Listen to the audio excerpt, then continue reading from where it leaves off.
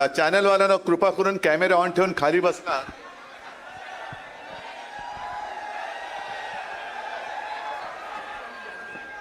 बस येतोय आवाज आता? काय होतं थोडं समजून घ्या, कारण जसं तुम्ही मला इथे बघताय तसं यांच्या माध्यमातून देशातल्या कानाकोपऱ्यात आपले शिवसेना प्रेमी आपला कार्यक्रम बघतायत। आता येण्यापूर्वी इथल्या पत्रकारांशी भेटलो, पत्रकारांबरोबर भेटलो आणि त्यांनी मला विचारलं की कालपासून तुम्ही सभा घेताय, कसा प्रतिसाद आहे? म्हटलं मुळामध्ये ह्या सभा नाहीच आहेत, ह्या माझ्या शिवसैनिकांच्या कौटुंबिक भेटी आहेत, त्या सभेसारख्या होत आहेत। आणि इथे सगळे बघा कसं गच्च भरलंय, बाजूचा हॉल गच्च भरलाय, बाहेर रस्त्यावरती गर्दी आहे। इथे कुठेही काही नेण्या आणण्याची सोय, येता जाताना पर डे कोणाला पैसे दिलेत काय?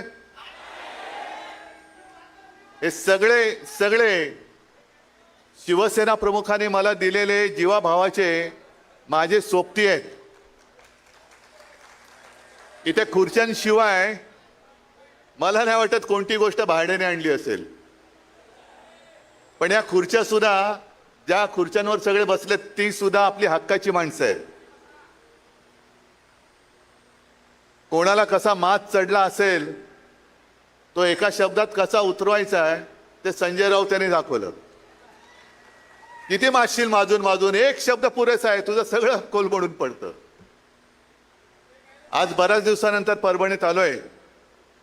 पहिल्या प्रथम मी परभणीकरांना धन्यवाद देतोय की तुम्ही आपल्या हक्काचा शिवसेनेचा महापौर निवडून दिलात, त्याच्याबद्दल खास धन्यवाद देतोय।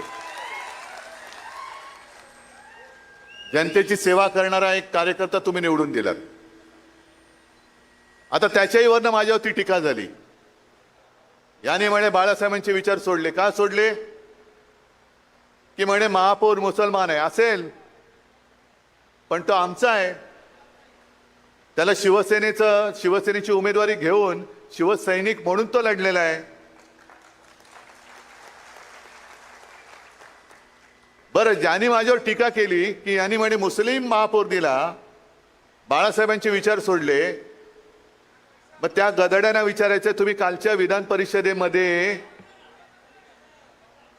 जो आमच्या नावंदरच्या विरोधात उभा करून निवडून आणला तो कोण आहे? मग ठीक आहे, आपण तराजू काढू, त्यांनी निवडून दिलेला आमदार त्याची पार्श्वभूमी काढा, त्याच्यावरती तो कुठे काय केस खटले बिटले होते, तुरुंगात होता का ते काढा। आणि एका त्या महाराजांच्या कीर्तनासाठी स्वतःची शेती पीक काढून ती जमीन उपलब्ध करून देणार आमचा महापौर बघा।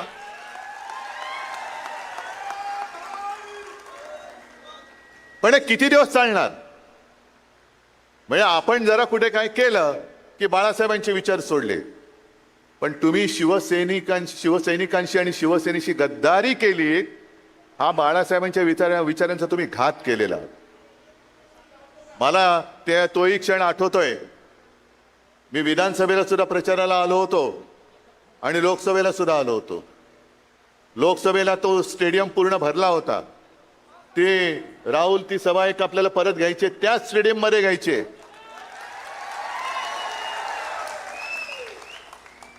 आणि पाऊस आला होता ना, पण त्या पावसात सुद्धा ना तुम्ही आलात ना मी आलो। आणि मला काय अभिमान वाटत होता की दोन्ही जणांना, एका बाजूला राहुल होता, दुसऱ्या बाजूला कोण? जरा गोंधळलो मी, कारण काय नवीन नवीन तुम्ही नावं ठेवता, काय आताच तो होता। आता मला काय माहित की वाघाचं कातडं पांघरलेला हा काय, जरा मला शब्द पाठ करायला त्रास होतो। वाघाचं कातडं पांघरलेला कोण होता? तर मी काय करू, मी केले दोघांच्या हातवर, त्यातला एक हात राहुलनी जो पकडला होता तो वरच्या वर चांगला, अजूनही अभिमानाने, आणि दुसरा पळाला, विकास करण्यासाठी पळाले। मला पत्रकारांनी तेही विचारलं, विकास निधी, म्हटलं कोणाचा? मतदारसंघासाठी, मतदारांसाठी की स्वतःचा खाजगी विकास निधी? कारण तो एक व्हिडिओ तो सुद्धा फिरतोय, विमानात बसलेत महाशय आणि बदाम वगैरे खातायत. म्हणजे शेतकरी बिचारा असाच उपाशी आहे. पण हे विकास करणारे लगेच प्रायव्हेट विमानामध्ये कोणी दिला पैसा? प्रायव्हेट विमानातून चालले ते सगळे गाढवं. आपल्या इथला गाढव बाजूचा आहे, विदर्भातला एखादा, सगळे. आणि एवढ्या बेशरमपणाने तो व्हिडिओ टाकले की त्याच्यामध्ये तो एक दलाल पण दिसतोय, ज्यांनी खरेदी विक्री करतात ना, दलाल जे नाक्यावरती उभे राहतात, तसा तो दलाल पण दिसतोय त्याच्यामध्ये. पण हे बेधडक, म्हणजे कोणाची जनाची नाही, मनाची नाही, कोणाची पर्वा नाही, लाज लज्जा शरम सगळं गुंडाळून ठेवलंय आणि खाजगी विमानातून दिले. कुठून आणला हा पैसा? म्हणजे माझ्यावरती जे टीका करतात की आत्मपरीक्षण केलं पाहिजे उद्धव ठाकरेंनी, पक्ष का फुटतोय?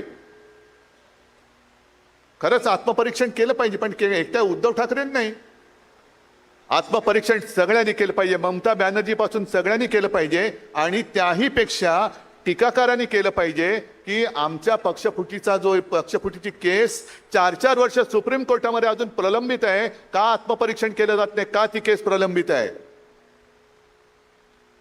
आता सुद्धा हे 6 गद्दार झाले. अरविंद सावंत, संजय राऊत आणि अनिल देसाईंनी जाऊन, आणि एक आपले राजाभाऊ वाजे, अभिमान आहे मला त्यांचा,